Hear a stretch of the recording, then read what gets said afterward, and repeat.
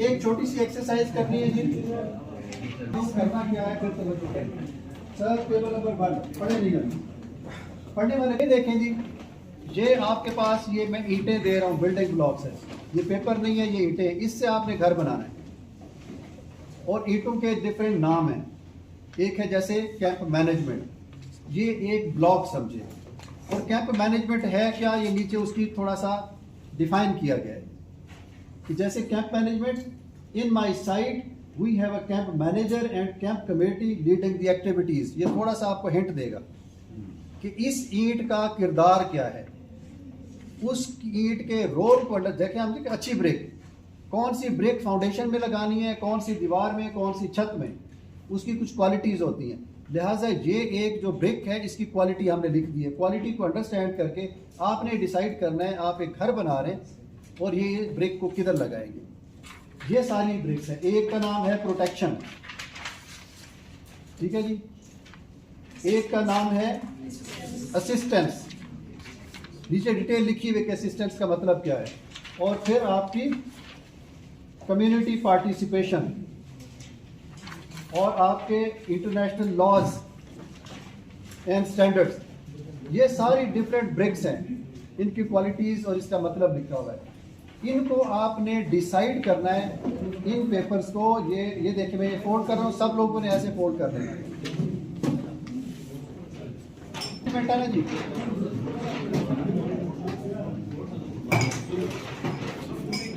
ये ऐसे आएगा, आप चाहें तो इसको काट लें। एक सेकंड जी, मेरी बात पूरी सुन लें। सर एक्सक्यूज मी, बात सुने देखें, हम वो फिर रिजल्ट गलत आएंगे। हमने इसको काटना है इस ब्रिक को, ये सिर्फ आपके अंडरस्टैंडिंग के लिए दूसरा सेक्शन। इसको काट के ये सारी ब्रिक्स अलग अलग करके इस चार्ट पे आपने इस तरह से इसको डिजाइन करके लगाना है कि प्रॉपर घर की ऑर्गेनाइज शक्ल नजर आए और उसकी कोई लॉजिक हो। क्योंकि ये लॉजिक हर एक की है कि ये ब्रिक हमने ऊपर लगा दिया तो क्यों, क्या ये ऊपर लगानी बनती है या ये बेस में आएगी, ये बुनियाद है। इस तरह से आपके पास 7 जबकि 4 ब्रिक्स हैं, 5 मिनट के अंदर इसको ऑर्गेनाइज करें और पेस्ट करें, फिर हम देखते हैं कि हमारी अंडरस्टैंडिंग क्या है। First class sir.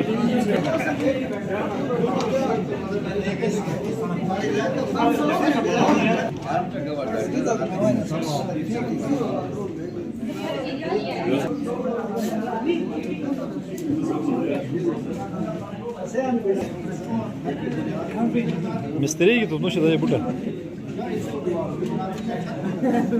लॉजिक नहीं हो, इसको अपना ठीक है सर, समझ ये इसके ट्रेड बताएंगे। आपने घर बनाया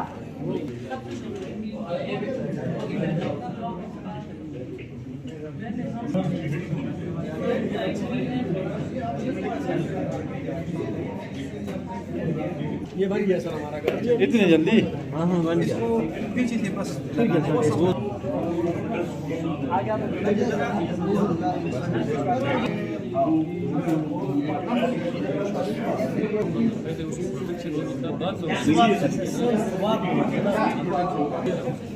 की रोशनी में तो वो देखते हैं कि सबसे पहले उनकी प्रोडक्शन, उसके बाद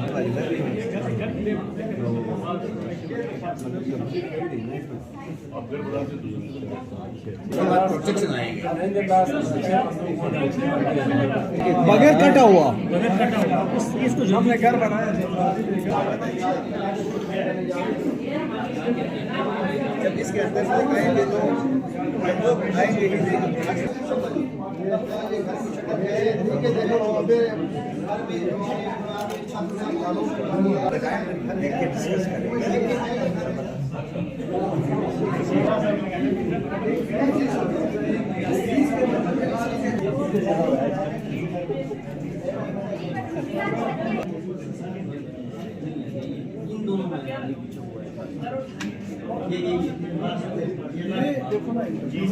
Dikkayı çokmuş.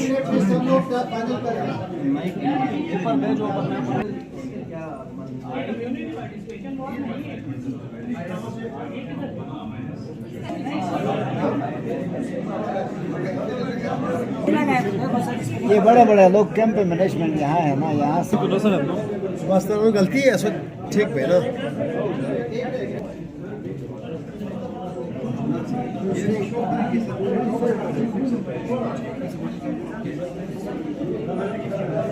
अपने अपने घर दो बंदे अपने ग्रुप में खड़े हो अपने चार्ट को सामने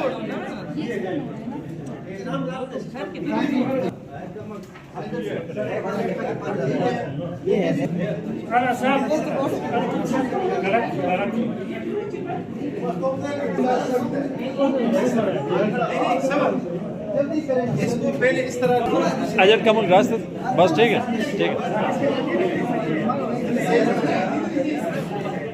पास 4 और 2 6 पिलर्स हैं 6 ब्लॉक्स हैं ये नजर आए थोड़ा 6 आपके ब्लॉक्स थे हर एक ने अपनी मर्जी का घर बनाया कैंप मैनेजमेंट के अंदर जब भी हम कैंप बनाने लगते हैं अगर हम किसी एक स्टैंडर्ड फॉर्मेट को लर्निंग को फॉलो नहीं करेंगे बीइंग डिस्ट्रिक्ट अथॉरिटी तो हम हर कोई अपनी मर्जी का कैंप बना रहा होगा किसी में कोई पिलर ठीक होगा कोई ठीक नहीं होगा ये हमने एक कैंप मैनेजमेंट की एक एग्जांपल दी है कि हमारा घर कैसे बने उसकी बुनियादें उसकी दीवारें उसके पिलर और उसकी छत होती है तो जो कैंप मैनेजमेंट हाउस है इसकी पिलर्स कौन सा इंपॉर्टेंट है जिसको बुनियाद में होना जरूरी है ये आपने बनाए हैं और मैं आपको अपना बनाया हुआ घर दिखाता हूं ये सब लोग तवज्जो करें ये आप घर देखें जी ये है कि अब हमने इसको फिल करना है कि कौन सा पिलर उसकी इंपॉर्टेंस क्या है और कहाँ पे आएगा ये 4 आपको दिए हैं मैंने खामोशी जी प्लीज ये क्विकली आप लगा लें और हम ये देखें आपके international laws and standards participation assistance protection ये है हमने इंटरनेशनल लॉज एंड स्टैंडर्ड किसी भी अच्छे कैंप की बुनियाद है जब तक बुनियाद मजबूत नहीं होगी कैंप को कोई भी घर खड़ा नहीं हो सकता क्यों इंपॉर्टेंट है इंटरनेशनल लॉज एंड स्टैंडर्ड क्या करते हैं क्यों हमने इसको बुनियाद में डाला है ये देखें international law provides a framework for assistance and protection के करना क्या है और स्टैंडर्ड्स बताते हैं कि कैसे करना है जैसे हमने एक स्टैंडर्ड सेट किया एक 6 लोगों की फैमिली है और एक 10 लोगों की फैमिली है क्या सबको एक ही टेंट देंगे एक नहीं सर इसका मतलब है कुछ हमें एक स्टैंडर्ड सेट करना पड़ेगा अगर हम कहेंगे जी इस फैमिली के तो 5 बंदे आपने इनको 2 टेंट दे दिए इसके 10 फैमिली मेंबर है आपने इनको एक टेंट दिया क्यों यहाँ से अकाउंटेबिलिटी शो करने के लिए कि कोई स्टैंडर्ड होगा जिसको सामने रख के टोटल आपकी डिस्ट्रीब्यूशन होगी ठीक है इसलिए हमने इसको बुनियाद में लगाया है दूसरी बुनियाद है पार्टिसिपेशन कम्युनिटी पार्टिसिपेशन कम्युनिटी कौन है किस कम्युनिटी की बात कर रहे हैं हम वो जो अफेक्टेड कम्युनिटी है जो उस कैंप में रहेगी उसकी पार्टिसिपेशन उनकी बात सुनी जाए उनकी इंपॉर्टेंस जो मेंबर वो अपनी नीड्स बताएं कि ये कैंप किस तरह जैसे आपको मैं मिसाल देता हूँ जलोजई में केपीके में जो कैंप लगाए गए वहाँ पे सारे जो फैमिलीज हैं ट्राइबल एरियाज के लोग वहाँ बैठे उन्होंने कहा जी हमारा कल्चर ये है हम टेंट बगैर पर्दे के एक दूसरे से नहीं बैठ सकते कहीं पे भी दुनिया भर में जो कैंप बनते हैं उनके अंदर कोई दीवारें बनाने का पर्दे लगाने का कोई रिवाज नहीं था पहली दफा जलोजई में जो कैंप लगे हैं उन्होंने टेंट के साथ तो पर्दा वॉल बनाई है कि हर फैमिली तभी इसमें प्राइवेसी के साथ बैठेगी जब उसकी दीवार लगी होगी ये उस कम्युनिटी ने खुद बताया कि हमें ये चाहिए फिर कम्युनिटी के उन्होंने कहा जी ये 1000 अगर टेंट लगे हैं तो वहाँ नालियाँ भी बनी होगी सफाई का इंतजाम भी होगा उस कम्युनिटी ने कहा जी ये जो नालियाँ बन रही है ये हमारे ही लोग यहाँ पे मजदूरी करेंगे उनको आप कैश देंगे ताकि उनकी अर्निंग हो बाहर से बंदा नहीं होगा अफेक्टेड कम्युनिटी के लिए रोजगार कम्युनिटी पार्टिसिपेट खुद करके उन्होंने ही अपनी मर्जी से अपने में से उन्होंने डिसाइड कर लिया हर कोई अपने कैंप के आगे से गार्बेज उठा के ड्रम में डालेगा खुद कम्युनिटी पार्टिसिपेट का हम में से ही टीचर हो जाएगा जो बच्चे अपने खेल कूद रहे हैं उनको छोटे से शेल्टर में बिठा के पढ़ने के लिए मोटिवेट अगर करना है वॉलंटियर हम में से होंगे ये कम्युनिटी पार्टिसिपेट करती है तो सस्टेन करता है अदरवाइज इदारे अगर इम्पोज करें उन लोगों की मर्जी उस काम में शामिल ना हो रहने वालों की तो कैंप में लड़ाई झगड़े होते रहते हैं भाई कामयाब नहीं हो सकता तब ये कम्युनिटी पार्टिसिपेशन और ये कम्युनिटी पार्टिसिपेशन QC जलोजई कैंप की एक एग्जांपल है लोग इकट्ठे होकर बैठते हैं रोजाना शाम को या 4 दिन जब भी जरूरत हो डिस्कस करते हैं, और इवन आपकी मैनेजमेंट के साथ लोग अपनी डिस्कशन में करते हैं कि हमें क्या चाहिए, खुद डिसाइड करके उसके बाद अपनी मर्जी से करते हैं। लिहाजा लॉज एंड स्टैंडर्ड और कम्युनिटी पार्टिसिपेशन ये बुनियादें हैं किसी भी मजबूत कैंप की। और फिर आपके जो 2 पिलर्स हैं, असिस्टेंस एंड प्रोटेक्शन। मजबूत कैंप बनाया क्यों है, करना क्या है वहां पे, ये 2 काम करने हैं। अफेक्टेड कम्युनिटी को असिस्टेंस प्रोवाइड करनी है और प्रोटेक्शन देनी। असिस्टेंस क्या है, आप लोगों ने पढ़ा है, पिलर के पीछे लिखा हुआ था। असिस्टेंस क्या है, बेसिक नीड जो यहाँ पे प्रोवाइड करनी है वो असिस्टेंस है। मसलन फूड, शेल्टर, पानी, एजुकेशन, हेल्थ, ये सारी चीजें हमने देनी है ना, ये असिस्टेंस है। और प्रोटेक्शन क्या है, सिक्योरिटी। डिस्क्रिप्शन दी गई है सर कि जैसे अगर वो कैंप रह रहे हैं तो आजादाना तौर पर रात को मूव कर सकें, दूसरे अपने काम काज कर सकें, कोई इनको खतरा ना हो। आपकी 3 किस्म की प्रोटेक्शन में 3 किस्म की सिक्योरिटी होगी तो हम उसको प्रोटेक्शन कहेंगे। जो सादा जबान में हम सिक्योरिटी कहते हैं वो फिजिकल सिक्योरिटी है, लड़ाई झगड़ा किसी का ना हो, किसी की जान को नुकसान ना हो, खतरा ना हो, किसी की चीज चोरी ना हो, ये आपकी फिजिकल सिक्योरिटी है। ये प्रोटेक्शन का एक पार्ट है, याद रख ले। सिक्योरिटी और प्रोटेक्शन 2 अलग चीजें हैं। प्रोटेक्शन में ज्यादा टाइप की सिक्योरिटीज है, उनमें से फिजिकल सिक्योरिटी एक है। दूसरी है मटेरियल सिक्योरिटी, कि जो बेसिक खाना मुझे मिल रहा है वो हर एक को मिल रहा हो। एक है access, basic access to basic. Access का क्या मतलब है जी, ये देखिए, ये बोतल पड़ी है, ये मैंने उठा ली है पानी की, क्या ये मेरी एक्सेस में है? ओके। और ये वाली बोतल, क्या ये भी मेरी एक्सेस में है? ये बोतल यहाँ पे क्यों रखी गई है, इस टेबल पे? ये इस टेबल के लोगों के पानी पीने के लिए है।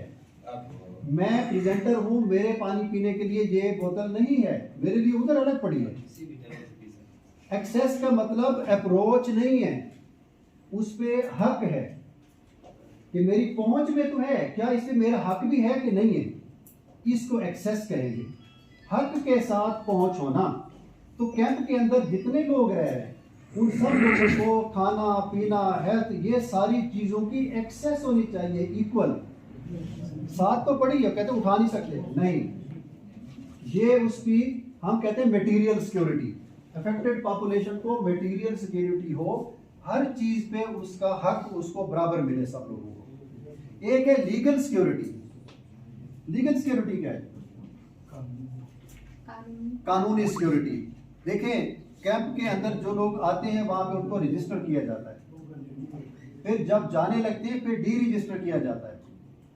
हर जो कैंप से जा रहा होता है बाहर, जो लोग अफेक्टेड रजिस्टर्ड होते हैं उनको कॉम्पनसेशन मिलती है। क्यों जी, कोई अगर किसी की डेथ हो गई है तो उसको कॉम्पनसेशन, किसी का घर गिर गया है तो जो कैंप से जो लोग बाहर जा रहे हैं कॉम्पनसेशन उसको मिलती है जो डी रजिस्टर हो जाए, जिसके पास सर्टिफिकेट है कि मैं अफेक्टेड था, कैंप पे बैठा, मैं जा रहा हूँ।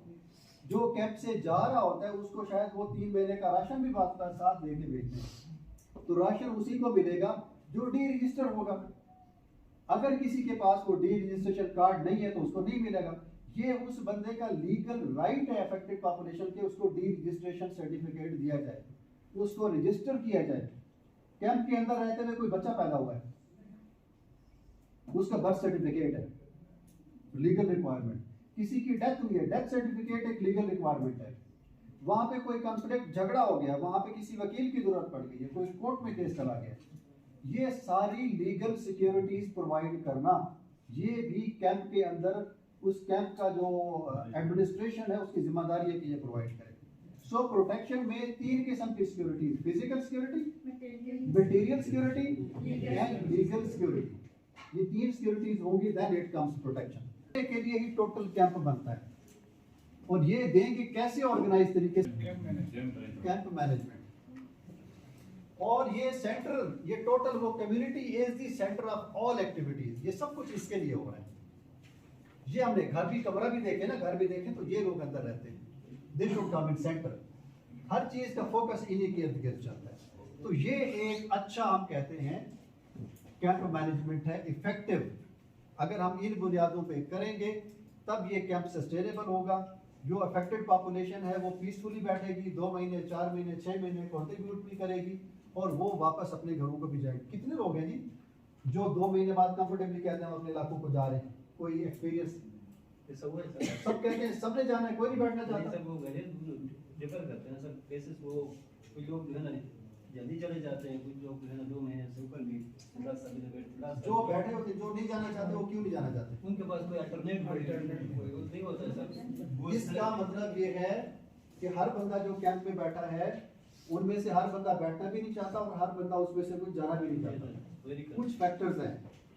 ये जो कैंप बनता है क्या ये हमेशा के लिए चलता रहता है? We have a life cycle of camp. जैसे इंसान का सारी कायनात का लाइफ साइकिल है जी, पैदा हुई चल रही है खत्म हो जाएगी। इंसान पैदा होता है जिंदा रहता है फिर मर जाता है। तो कैंप की भी लाइफ है।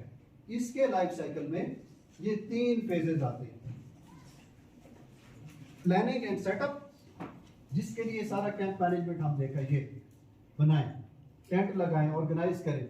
फिर केयर एंड मेंटेनेंस, इस पीरियड में हम असिस्टेंस एंड प्रोटेक्शन दे रहे होते हैं। सबसे लंबा फेज और सबसे मुश्किल फेज यही होता है, केयर एंड मेंटेनेंस का। और उसके बाद क्लोजर, उसको आप क्लोज कर देते हैं। कौन फैसला करता है जी कैंप लगाना है, कहाँ लगाना है और क्लोज करना है, और कब कौन क्लोज करना है? Who decides? डिस्ट्रिक्ट। अब कैंप मैनेजमेंट की डिटेल भी जा रहा है। इसमें 3 किस्म के लोग हैं। कैंप कोऑर्डिनेटर हैं, कैंप मैनेजर हैं, कैंप एडमिनिस्ट्रेटर हैं। कैंप एडमिनिस्ट्रेटर अमूमन गवर्नमेंट होती है। ये फैसला गवर्नमेंट का होता है कि जी अब लोगों के लिए हमने कैंप एस्टैब्लिश करना है, किस जमीन के टुकड़े पे करना है, ये भी गवर्नमेंट फैसला करती है। ये जमीन फ्री है या इसका रेंटल देना है? जमीन रेंट भी उस पर ली जाती है, लीज पे ली जाती है लोगों को। किसी की आपकी अगर खुली जमीन पे लगाना है गवर्नमेंट आपको रेंट देगी। लिहाजा कितना रेंट देना है, किसने एग्रीमेंट करना है, ये गवर्नमेंट करती है। और जबकि जी अब रिहेबिलिटेशन और ये लोगों को वापस भेजना है, इसका फैसला अनाउंसमेंट भी गवर्नमेंट करती है, कोई और दरमियान में नहीं कर रहा। बाकी सारे एक्टर दरमियान में सपोर्ट कर रहे होते हैं प्रोसीजर को।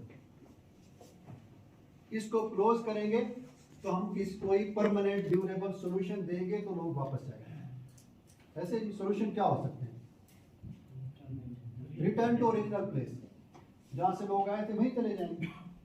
और क्या है जी, किसी और एरिया में लोग चले जाते हैं कि मेरा एरिया सेटल नहीं है, जहां भी नहीं बैठना किसी और रिलोकेट हो जाते हैं। वहीं पे ही जहां बैठे वहीं इंटीग्रेट हो जाते हैं, यहीं पे घर छोटा मोटा बना लेते हैं।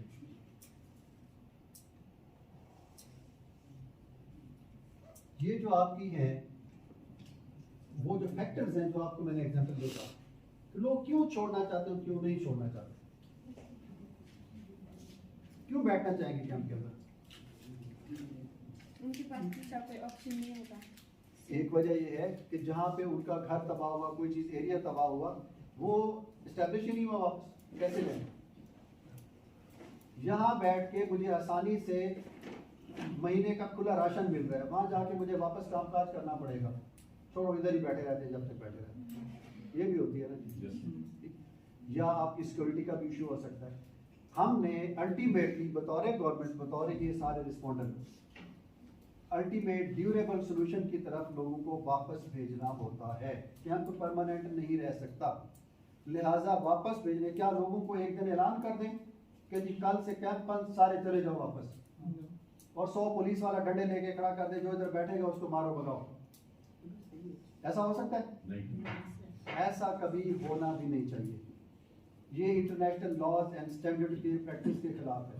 जितनी अफेक्टेड पॉपुलेशन कैंप में बैठी है उसको वॉलंटरीली आप तैयार करेंगे कि जी आप जाएं। वॉलंटरीली तैयार करने के लिए वो कहेंगे जी आपका इलाका महफूज है, कहेंगे हम कैसे यकीन कर लें?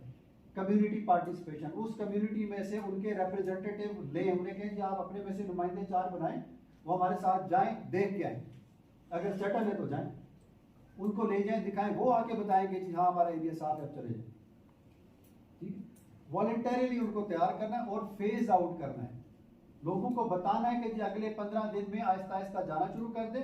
गवर्नमेंट आपको ये ट्रांसपोर्ट भी देगी, आपके जानवर भी हम गाड़ी में बिठा के ले जाएंगे, जो जाएगा ये टेंट भी अपना साथ ले जाए, हम 2 महीने का राशन भी साथ लेंगे, 25,000 रुपये भी साथ मिलेगा जो जाएगा। ऐसे ही होता है ना जी। ये उनको आप अट्रैक्शन देते और फेज आउट करते लोग आहिस्ता आहिस्ता। कभी भी आप फोर्स करके लोगों को वापस नहीं भेजेंगे। यहाँ पे 2 हम बड़े एक टर्मिनोलॉजी यूज करते हैं जिससे लोग वापस जाते हैं। एक है पुल फैक्टर और एक है पुश फैक्टर। पुल फैक्टर वो है जो हमें खींचता है कि मैं इधर ही कैंप में बैठा रहूं, वो है यहाँ की आसानी, एजुकेशन मिल रही है, हेल्थ मिल रही है, राशन मिल रहा है, सारा कुछ ठीक है। और पुश फैक्टर जो उधर के हैं कि यार इधर से जाऊं, क्यों, इधर से बेहतर हालात मेरे घर के इलाके के अपने। या और पुश फैक्टर क्या हो सकता है, यहाँ पे फेज आउट करना शुरू कर दें अपनी सर्विसेज को। राशन पहले आप दे रहे थे 30 किलो, 15 किलो कर देंगे, अब आधा राशन मिलेगा, लोग बेहतर वापस जाएं, जो इधर रहेंगे उनको 15 किलो मिलेगा।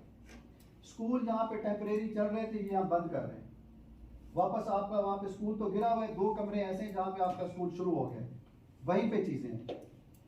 फेज आउट करना शुरू कर दें चीजों को, आहिस्ता आहिस्ता लोग वापस शुरू हो। लिहाजा पुल फैक्टर और पुश फैक्टर हमें दोनों एक साथ चलाने होते, लोगों को आहिस्ता आहिस्ता मजबूर करना होता है, वो खुद फैसला करें इससे तो बेहतर है कि वापस चले जाएं। आपका पुश फैक्टर है, लोगों को आप देंगे ना 3 महीने का राशन ले जाओ, जो टेंट है ले जाओ, जो चीजें हमने दे दी ले जाओ, 25,000 भी ले जाओ, और जो घर पहुंच जाएगा वो हमें वहां पे अपना कार्ड दिखाएगा, मैं आ गया, उसको 25,000 और मिलेंगे। ये पुश फैक्टर है जो आपको मोटिवेट करते हैं कि अपने वापस चले जाए। गवर्नमेंट इस तरह की स्ट्रेटेजीज अपनाती है और ये अपनाने पड़ेंगे। जिस वक्त हमने कैंप क्लोज करना है, जिस हालत में उस कैंप एरिया की जगह दी गई थी, उसी हालत में उसके ओनर को वापस करनी है, नीट एंड क्लीन करके वापस करनी है। दरख्त काटे गए थे, उसको दरख्त लगाए, वहां पे टेम्परेरी टॉयलेट्स बनी थी, पिट्स बनी थी, आपके उसके डंप्स होंगे गार्बेज के, उसको क्लीन करना है, उसके पिट्स बंद करनी है, उसके जमीन को लेवल करना है, वापस उसी कंडीशन में जितनी आपने खंबे लगाए होंगे, पानी के नलके लगाए होंगे, जो एसेट्स हैं जिसके हैं उसको दे दें। वापडा ने खंबे लगाए, वो अपने खंबे उतार के ले जाए। सैनिटेशन वालों ने कुछ चीजें थी वो आप वापस ले जाएं। किसी पब्लिक की चीज थी, उसी ने डोनेट किया था, वो आप डोनर से पूछें कि आप किसको देना चाहते हैं, गवर्नमेंट को या कम्युनिटी को।